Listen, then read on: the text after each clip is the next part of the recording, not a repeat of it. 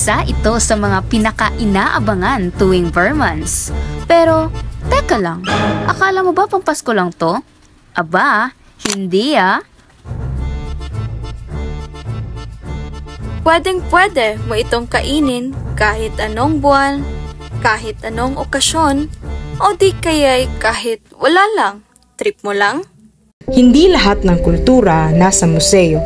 Minsan, nasa palengke, nasa bangketa, o nasa mainit na singaw ng bamboo tube.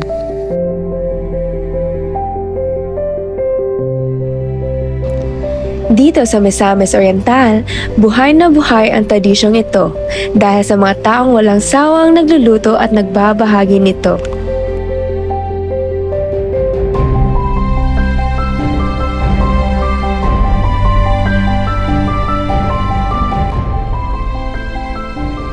Ang pangalan galing sa puto, ibig sabihin steamed glutinous rice, at bumbong, yung bamboo tube kung saan ito niluluto. Astig, di ba? Ang kwento raw, dinala pa to all the way from Mexico noong panahon ni Miguel Lopez de Legazpi. Oo, Spanish era pa. Pero syempre, pinalasa at pinusong Pinoy na natin yan. Dito sa Paseo del Rio Misamis Oriental, hindi lang tuwing Pasko mo matitikman ang puto bongbong. Araw-araw, may mga vendor na buong pusong naghahain nito. Para sa kanila, hindi lang ito pagkain, ito'y sining, pamana at kabuhayan.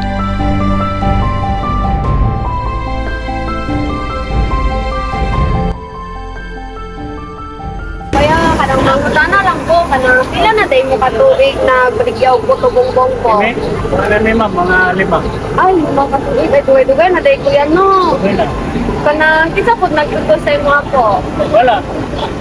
Namay nagbuhatin lang ang silingan. Ay, bali nagtuto lang yung mga silingan lugar. Okay. Lagi no, kay para po pang business ka.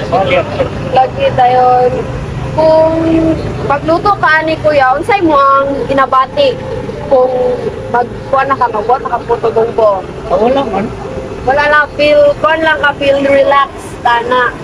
Dayon, kung nagabuhat na ka puto bongbong Kuya, anong importante sa imo ang magpadayon o pagkaon animal? Mamay, panginabuhay na ito, ma'am, kini. Panginabuhay lagi yan, no? Pang-food. Tagulan sa panginabuhay. Tanan to, makakit to, makaon na, importante. Sa imo nga Kuya, kanang unsay mo ang mensahe nga mahatag sa kabataan apan sa kultura sa pagkaon? Magluhan sila sa maayong kakuan, ma'am. Magluto, taon na. Taon siya magpita. Bawat roll ng malagkit na ube rice, bawat tubong pinasingawan, may kasamang kwento at pagkalinga.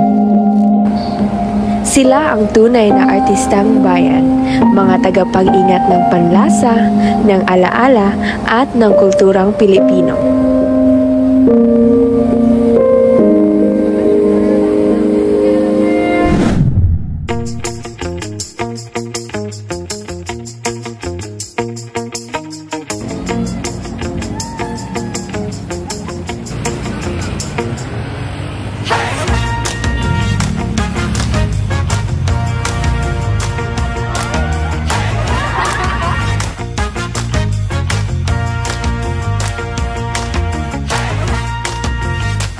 Kaya next time na makakita ka ng puto bongbong, huwag lang picture.